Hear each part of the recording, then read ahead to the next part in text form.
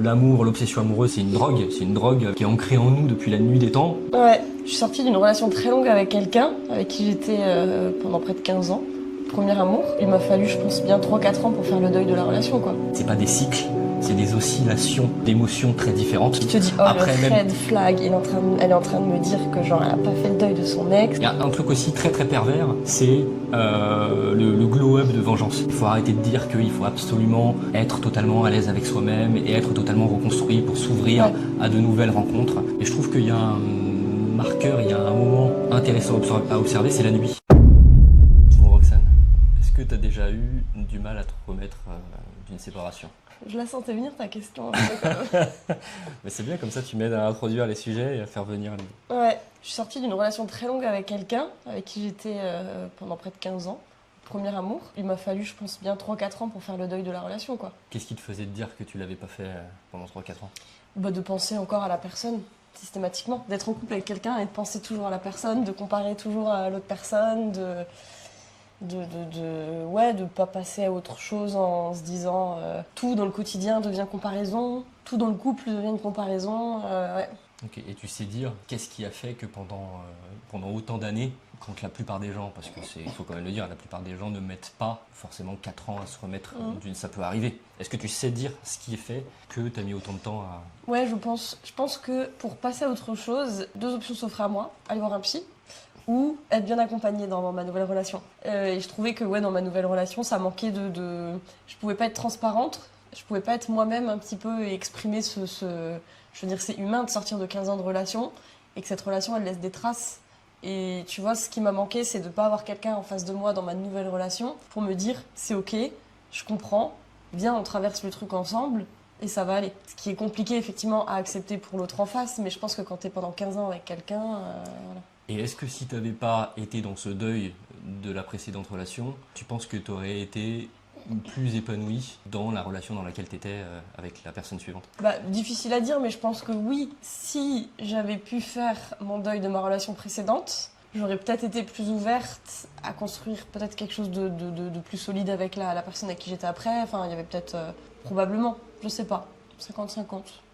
Parce que là, finalement, tu es en train de me dire que le fait que tu n'aies pas fait le deuil, ça t'a pas tant que ça empêché de vivre une relation à côté, une relation à la suite de la précédente. Oui, j'ai fait mon deuil en parallèle d'une relation, quoi. J'étais en relation quand j'ai essayé de faire mon deuil de la relation précédente. Okay. Quand vous m'exposez une problématique relationnelle, il y a des schémas que je constate.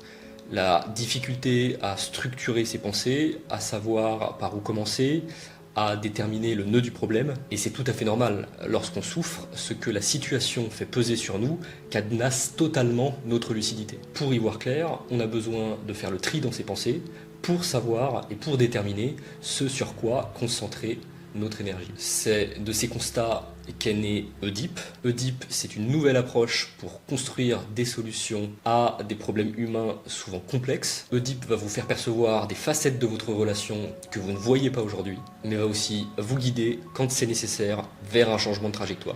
Les liens de téléchargement sont sous la vidéo. Est-ce que tu vois ce que c'est qu'une relation pansement? Ouais. J'imagine un peu le concept. Ouais, relation pansement, c'est assez péjoratif la façon dont c'est dit. Relation pansement, c'est effectivement tu te sépares et tu vis une ou plusieurs relations pour passer la pommade et pour essayer de partir sur autre chose. Mais c'est plus souvent critiqué sous le prisme de finalement je ne suis pas totalement honnête avec la nouvelle personne. Tu vois, là une critique qui pourrait arriver, c'est t'es pas au clair avec toi-même, t'es pas disposé à une nouvelle relation et finalement tu le caches à ton nouveau partenaire, tu vois, c'est souvent critiqué sous cet angle-là. Une forme d'égoïsme aussi un petit peu, d'utiliser quelqu'un comme un pansement. Oui, voilà, c'est ça, j'utilise l'autre. Dans ton cas, tu démontres aussi que tu es resté plusieurs années avec quelqu'un et tu as fini par faire ce deuil-là avec cette personne. Donc là, moi je connais un petit peu ton histoire, tu n'en parleras pas forcément, mais il y a beaucoup de choses qui n'allaient pas dans ça. C'est pour ça que je te posais la question, tu n'es pas rentré dans le détail, mais toi dans ton cas, je sais qu'il y a beaucoup de choses qui n'allaient pas dans ta relation. Et c'est ça le problème, c'est si effectivement tu vis une histoire qui pour certaines personnes n'est pas totalement terminée et ensuite tu enchaînes avec une nouvelle relation,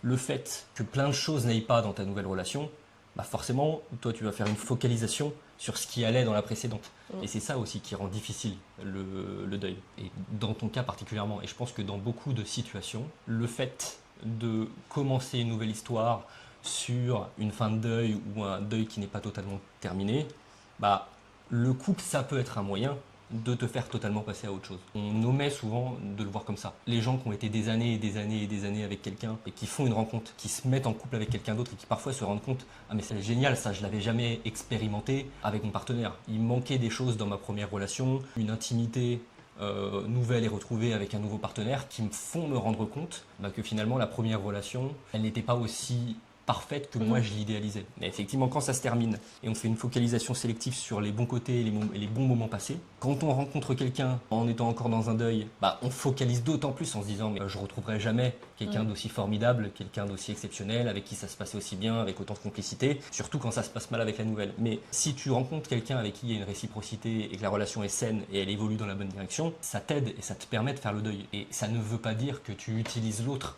forcément comme une relation pansement, mais ça crée un changement radical qui te permet aussi, qui accompagne le deuil et qui accompagne la guérison. Et je pense que c'est important de le voir comme ça et de ne pas voir forcément la relation pansement comme quelque chose de mauvais, péjoratif et qui ne peut pas être une solution. Parce que je pense que dans certains cas, comme ce que je viens de te dire, ça peut en être une. Et est-ce que tu donnerais comme conseil justement de communiquer cette information à la personne avec qui on est? De lui dire, voilà, là aujourd'hui, je sens qu'il y a un truc entre nous, je sens qu'il y a des possibilités, je me suis attachée à toi, mais sache que j'ai quand même encore un petit peu du mal à faire ma relation. C'est horrible de dire ça, j'aimerais pas du tout qu'on me le dise, mais est-ce que tu conseillerais de le faire? Est-ce qu'un deuil, c'est quelque chose de très personnel, très intime? Est-ce que tu dirais plutôt non, évite, reste toi, va consulter un psy si tu veux en parler, évite d'en parler à ton conjoint ou à ta conjointe? Je pense que ça peut être bien d'en parler, mais ça dépend de toi et ça dépend de l'autre. Comment est-ce qu'il est capable de le recevoir? Ça dépend d'où est-ce que vous en êtes dans votre relation. Tu vois, il y a des choses qui, au tout début, tu vois, après 2 rendez-vous, ne seront pas reçues de la même manière que tu te dis, après le red flag, elle est en train de me dire que genre elle a pas fait le deuil de son ex. Oui, c'est ça. J'espère qu'elle va payer les boissons parce qu'on se reverra plus, quoi. Oui, mais c'est ça, c'est des choses qui peuvent te faire couper totalement court à une relation qui aurait eu du potentiel. Tu vois, si tu as cette transparence aussi frontale après 2 rendez-vous, tu la sabotes. Bien sûr. Et je pense que t'en as beaucoup qui le font inconsciemment, volontairement. Tu sais, ils sont pas prêts à passer à autre chose. Sous prétexte de je veux être transparent, ils vont déballer le fait qu'ils sont encore en deuil et que finalement, voilà. Après, ça c'est encore tout un autre débat. J'ai écouté un podcast hyper intéressant là-dessus sur les personnes qui se confient énormément. C'est encore un autre débat, je trouve, de qu'est-ce qu'il y a de bon, qu'est-ce qu'il y a de mauvais dans le fait de se confier énormément. Ok, donc il n'y a pas vraiment de bonne stratégie, ça dépend de la personne, ça dépend depuis combien de temps est-ce qu'on est en relation, est-ce que je suis face à une personne qui peut-être a déjà vécu la même chose et qui serait ouverte. C'est sûr qu'au deuxième date, autour d'une pizza spritz en terrasse, tu vas peut-être éviter de parler de ton ex. Si c'est fait aussi frontal ça sera jamais et au mauvais accueilli, timing, ça aura forcément un impact sur votre histoire. T'imagines, toi tu romantises un début de relation et ton début de relation, il commence par l'autre me balance ses états d'âme sur son ex. Les gens qui le font, ils le font souvent inconsciemment pour mettre de la distance, parce qu'ils sont pas prêts à passer à autre chose. C'est plus comme ça qu'il faut le voir, je pense. Ok. Et du coup, donc on parle beaucoup de faire le deuil de la relation. Tu m'as posé la question, moi, de à quel moment j'avais compris que ce deuil était fait. Est-ce que d'après toi, il y a des étapes? Est-ce que des personnes qui regarderaient cette vidéo en cherchant un petit peu des réponses sur justement qui sont encore en train d'essayer de se remettre d'une séparation, est-ce qu'il y a un petit peu des étapes à analyser? Est-ce que toi, dans tes recherches, dans tes connaissances, est-ce que tu peux dire qu'il existe scientifiquement ou pas, d'étapes dans le deuil qui m'auraient peut-être permis moi à l'époque de me dire ok là j'ai eu telle étape, on parle dans un deuil vraiment d'une personne décédée aussi de voilà la colère, l'acceptation, etc. Souvent la croyance, tu sais, c'est qu'il y a un deuil avec des étapes, étape 1, étape 2, étape 3 et ensuite à la fin ça finit par aller mieux. Mais en réalité ça se passe pas comme ça, c'est pas des cycles, c'est des oscillations d'émotions très différentes. À un moment tu vas avoir une colère forte contre toi-même. Le lendemain, tu vas avoir une colère forte contre l'autre. Une semaine après, tu vas te morfondre en ruminant et en te posant la question pourquoi. Ensuite, tu vas avoir une période d'accalmie et ensuite, tu vas avoir un énorme pic, pareil, de remise en question. Et c'est le fait qu'il y ait cette oscillation quand tu es en obsession amoureuse qui rend le deuil encore plus difficile. Parce que tu te dis, je ne vais jamais en sortir. Je vais jamais en sortir et quand j'ai l'impression que ça commence à aller mieux, alors que ça fait partie du processus, tout d'un coup, tu as un nouveau pic de rumination, de remise en question, de colère ou de sentiments très différents de ce que tu as vécu la veille. Et c'est la particularité, c'est ce qui rend le très difficile pour beaucoup le fait d'en voir le bout. Ouais. Et je pense qu'il y a différents deuils aussi parce que donc moi j'ai eu cette relation donc très longue de 15 ans où j'ai mis énormément de temps à faire le deuil, mais la relation qui a suivi, j'ai mis du temps à faire le deuil, mais parce que c'est une relation moi qui m'a un petit peu transformée, qui m'a fait perdre confiance en moi, qui m'a impacté négativement, et je suis passée aussi par certaines phases de deuil. Donc je pense qu'on peut faire le deuil d'une relation dans laquelle on avait beaucoup de sentiments pour la personne et on met du temps à essayer de passer à autre chose, mais je pense qu'il y a aussi faire le deuil d'une relation dans laquelle on a été un peu malmené et se reconstruire et aller mieux. Je pense qu'il y a différentes après-relations. Je sais que moi, cette autre relation qui m'a un petit peu mise à mal, je sais que j'ai eu aussi des périodes de deuil. D'abord, j'étais en colère contre moi, après j'étais en colère contre lui, ensuite j'ai appris à être toute seule aussi. Je pense qu'il y a cette notion d'indépendance aussi qu'il faut qu'on évoque un peu, de faire le deuil. Là, on parle de faire le deuil à deux, en couple, de relation pansement. Enfin, juste en aparté, je pense qu'il y a différentes façons de faire le deuil. Pour les personnes qui regarderaient la vidéo, tu peux faire le deuil d'une relation dans laquelle tu étais très investie, très bien, très amoureux, très amoureuse, et quand elle s'arrête, d'essayer de passer à autre chose. Mais à côté de ça, il y a aussi une relation compliquée derrière laquelle il faut se reconstruire et faire le deuil un petit peu de... Non.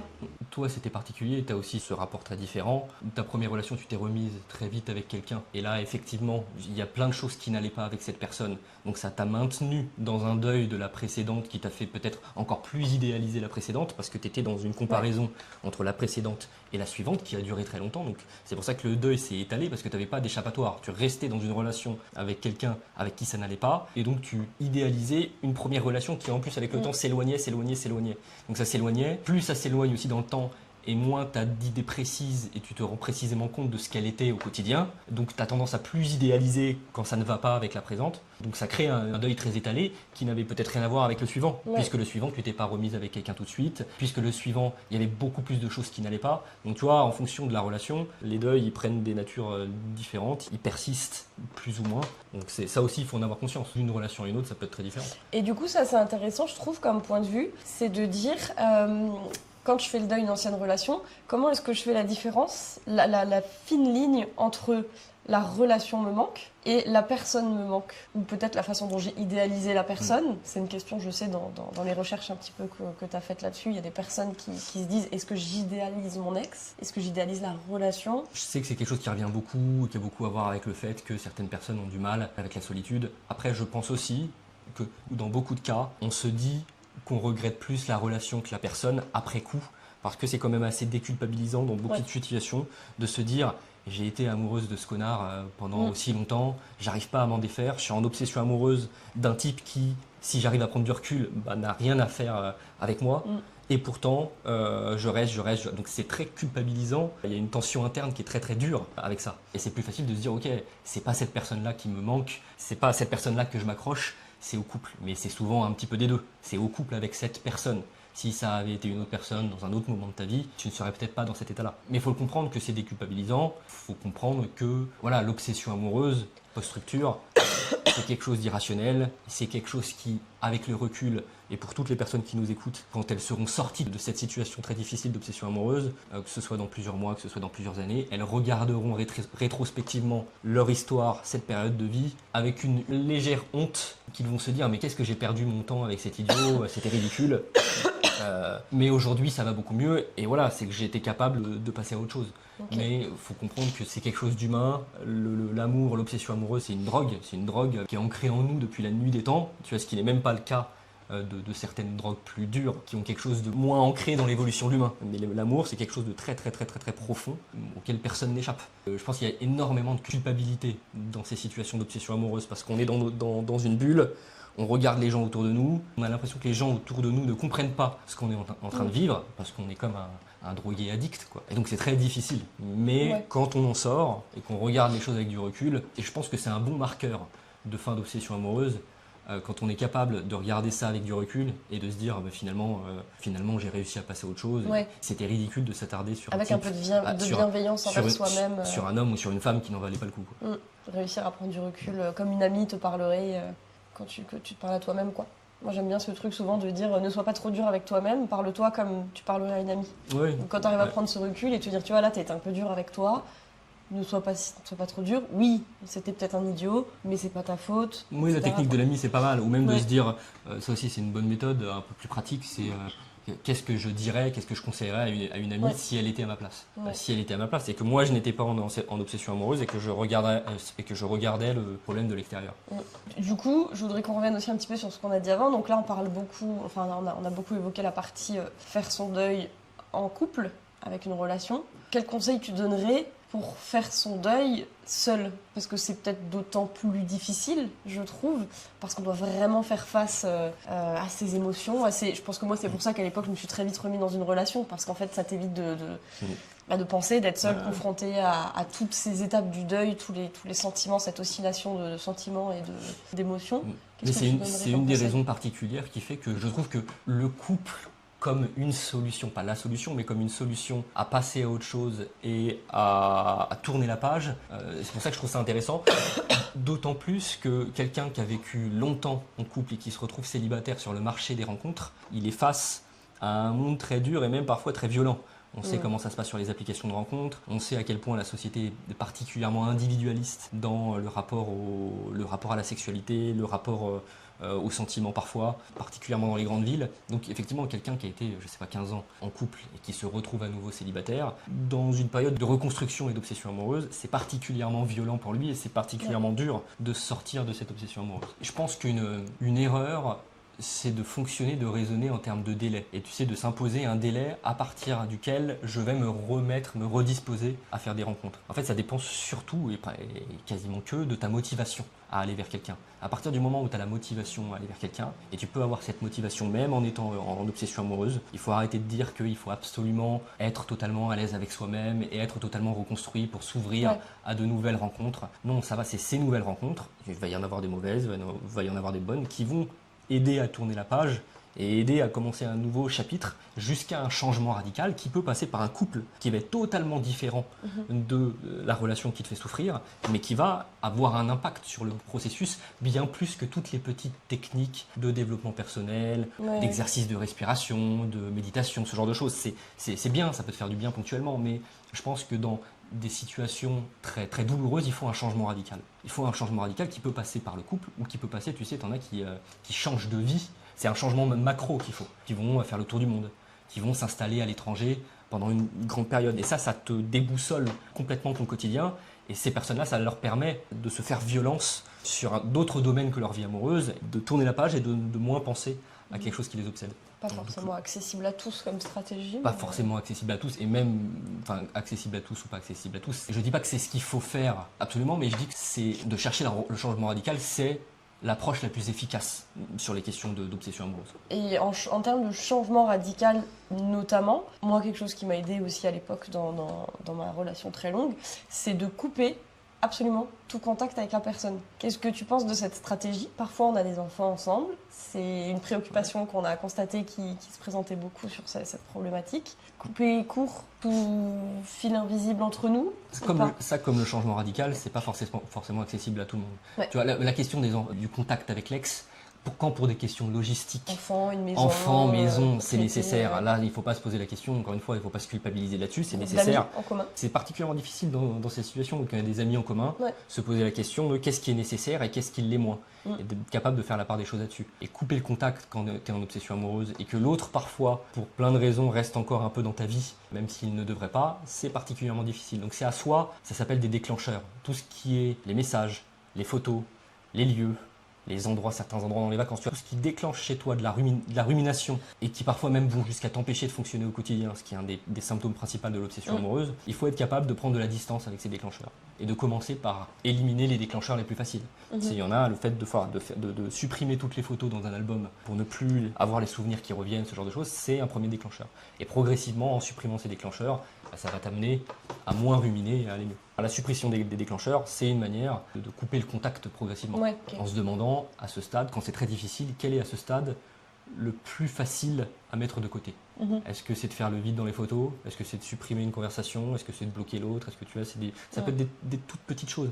Et toi, quand tu me disais le changement radical, il n'est pas accessible à tout le monde, le fait de se mettre à distance des déclencheurs, ça c'est accessible à tout le monde. Se forcer à ne plus regarder les stories de la personne, arrêter de la suivre sur les réseaux. Un des pires trucs qui revient, et même dans la littérature, c'est la surveillance.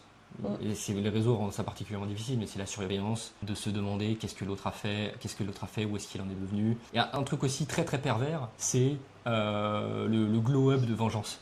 C'est-à-dire je vais faire en sorte d'aller mieux dans ma vie, de mettre en place des routines que je n'avais pas avec l'autre, et je vais faire en sorte que l'autre s'en rende compte. Je vais poster une story, je vais parler d'une nouvelle habitude de vie que j'ai à un ami, parce que je sais que cet ami va aller en parler à mon ex. Et ça, c'est particulièrement malsain, et ça te maintient dans une obsession amoureuse. Ça fait partie des choses qui vont t'empêcher de tourner la page. Qui peuvent t'aider aussi, je pense, peut-être, quelque part, de se dire, voilà, regarde, j'ai pris ma vengeance, malgré tout ce que tu m'as fait, malgré les difficultés que j'ai à sortir de la relation. Voilà, je suis devenue cette personne. Ça te maintient parce que tu résonnes toujours par rapport à l'autre. Ça te maintient dans l'illusion que ton fonctionnement et ta vie dépend quelque part de l'autre. Ça a un impact quand tu es en obsession amoureuse et quand tu es dans une phase de deuil. Après, si pour des questions d'ego, tu le fais quand tu es passé à autre chose, c'est différent. Parce que tu n'as pas cette problématique de devoir aller mieux. Oui, et quand tu cherches à aller mieux, de maintenir indirectement comme ça, tu te fais croire que c'est autre chose, mais de vouloir indirectement des contacts avec ton ex, ça dessert ton deuil et ça dessert ta capacité à aller mieux. Ce que je veux dire par là, c'est qu'il y a un petit peu, et c'est pareil, c'est une problématique que dans tes recherches, t'as constaté, il y a beaucoup ce truc de qui suis-je sans ce couple ? Mon individualité en dehors de cette relation, en dehors de ce couple, dans les phases de deuil notamment, on passe par cette étape-là, de dire waouh, en fait là ça fait 2 ans, 5 ans, 10 ans, 20 ans que j'ai été avec cette personne et que j'ai été en couple, qu'on a été nous, et aujourd'hui je suis solo. Et je pense que malgré tout, dans les étapes du deuil, il y a ce truc où je construis une nouvelle identité. On se pose beaucoup la question, je pense, quand on sort d'une très longue relation, longue ou courte d'ailleurs, où on a du mal à faire le deuil. Et c'est une question qui revenait beaucoup, si j'ai bien compris, dans les problématiques un peu sur le sujet. C'est mon identité, qui est-ce que je deviens, comment est-ce que je me construis un peu seule, qui suis-je sans l'autre. Donc je pense qu'il y a quelque chose qui n'est pas non plus hyper malsain de se dire ok là, oui au début on le fait peut-être un petit peu pour se venger de l'autre, mais après on le fait aussi pour finir par se dire avant j'étais telle personne avec toi, aujourd'hui je suis cette autre personne quoi. Ouais mais il faut accepter que t'es deux identités toujours, tu sais, t'as effectivement l'idée du nous quand t'es en couple, l'idée du jeu quand tu n'es plus en couple, il faut accepter qu'il y en ait deux, et en fait souvent pour se protéger de ce que tu viens de décrire, tu as des personnes qui vont survaloriser le jeu en se disant maintenant dans mes prochains couples, il faut que j'ai une indépendance absolue. Mais ça pareil, d'aller dans cet excès, c'est pas une solution. Il faut accepter qu'effectivement, tu te construis un nous quand tu es en couple, tu as aussi ton jeu. Quand tu te sépares, tu as le nous du couple qui se dissout, mais il faut être capable de te dire que tu vas reconstruire un nous avec un futur couple. Et que c'est aussi ça, pour revenir à ce dont on disait tout à l'heure, qui va te permettre d'avancer. Je pense qu'il y a beaucoup de gens qui sont dans cette distance parce qu'ils souffrent et parce qu'ils ne veulent pas ressouffrir, mais il faut se faire violence là-dessus, arriver à prendre du recul et se dire ok, tout le monde finit par re-rencontrer quelqu'un, tout le monde finit par se réépanouir dans une autre relation, ce sera jamais la même que la précédente. Tu vivras des choses différentes et tu vivras des choses meilleures qu'avec la première personne. Il y avait des choses qui étaient très bien que tu as vécues avec la première personne que tu ne vas pas revivre avec l'autre. Et c'est ce qui fait aussi la magie de la vie, le fait que tu vas te reconstruire différemment avec quelqu'un d'autre. Et il faut que ce soit différent pour aussi tourner la page. Et pareil, un mécanisme classique, c'est des gens qui vont absolument chercher quelqu'un de totalement différent à leur première relation en s'imaginant que ça va les faire s'échapper du deuil qu'ils ont du mal à construire. Ouais. Mais ça pareil, c'est des petites stratégies, pas forcément d'évitement, mais des mécanismes de défense qui ne sont pas très efficients, mais que souvent tu ne peux pas t'empêcher de mettre en place parce que tu souffres. Et c'est quand tu souffres, tu te mets parfois à faire des choses qui n'ont pas beaucoup de sens. Oui, bien sûr. Ça faut l'accepter, faut l'accepter que tu fasses des choses qui n'ont pas forcément beaucoup de sens, mais avec le recul, il faut quand même en avoir conscience. Et du coup, une question, peut-être pour conclure, qu'est-ce qu'il ne faut pas faire quand je viens de rompre quoi ? Comment, pour faire son deuil, c'est quoi le pire à faire ? Je ne sais pas s'il y a des choses qu'il ne faut absolument pas faire. De toute façon, c'est des trucs que tu ne peux pas contrôler. Mais déjà, de se dire qu'il faut absolument, par tous les moyens, arrêter d'y penser, ça c'est contre-productif. Quand tu essaies de te bloquer des pensées, quand tu essaies de te bloquer des ruminations, ça fait l'effet inverse. Plus tu te dis « je ne dois pas y penser », plus tu te dis « je veux absolument, par tous les moyens, passer à autre chose et vouloir trouver toutes les solutions pour ne plus y penser », ça produit l'effet inverse. Ouais. Parce qu'en réalité, ça ne fonctionne pas. Ça crée une frustration parce que tu te rends compte que ça ne fonctionne pas et que tu penses toujours à l'autre et que tu es toujours en obsession amoureuse. Et finalement, ça te fait y ruminer encore plus. D'ailleurs, j'en profite, petite pub pour Oedipe. Oedipe, c'est une application qui sert exactement cette problématique et qui permet d'accompagner les gens dans une période difficile de leur vie. Ça aide à faire le tri dans ses pensées. Ça aide à comprendre quels mécanismes maintiennent des situations, en l'occurrence d'obsession amoureuse. Et ça permet par des petites actions, par un suivi d'actions et par des bilans qui font émerger, qui font percevoir aux gens des choses qu'ils ne sont pas capables de voir actuellement dans leur relation, d'avancer, d'aller mieux et jusqu'à tourner la page. Cette application elle est téléchargeable en cliquant sur les liens qui sont dans la description. Et oui, il y a autre chose aussi d'intéressant à noter, que je trouve très concret. Je ne réponds pas directement à ta question, mais que je trouvais intéressant de dire, on n'a pas évoqué comment est-ce qu'on sait qu'on va mieux, quand est-ce qu'on sait qu'on guérit et qu'on fait le deuil d'une relation amoureuse. Et je trouve qu'il y a un marqueur, il y a un moment intéressant à observer, c'est la nuit. C'est quand on est en situation d'obsession amoureuse et de période de deuil, il y a 2 moments dans lesquels les ruminations elles reviennent le plus. C'est au moment de se coucher et au moment de se lever. Et en général, tu as cette personne-là qui fait irruption dans ta tête, qui t'empêche de dormir, parce que quand tu te retrouves seul dans ton lit, le soir, lumière éteinte, bah, la seule chose, ce qui prend le pas, c'est l'objet de l'obsession, tu te mets à y penser. En général, quand tu te réveilles et que tu ouvres les yeux, la première chose qui te vient à l'esprit, pareil, c'est ce qu'il y a de plus lourd actuellement dans ta vie, c'est aussi l'objet de l'obsession. Et tu commences par des ruminations. Et un marqueur qu'on sous-estime souvent, c'est justement l'arrêt de ces ruminations à ces 2 périodes très précises de la nuit, début de la nuit et le réveil. Et tu t'en rends pas compte tout de suite, mais parfois, il y a un jour où tu vas te réveiller, ou une fin de matinée, tu vas te dire « Ah, c'est marrant, j'ai pas ruminé ».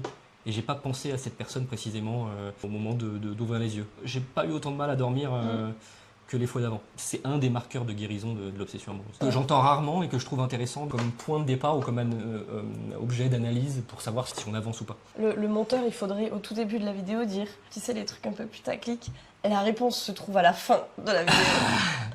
non c'est une bonne... Ça, ce sera dans les shorts. Ouais. On a fait le tour. Je te remercie. Merci à toi, Samy.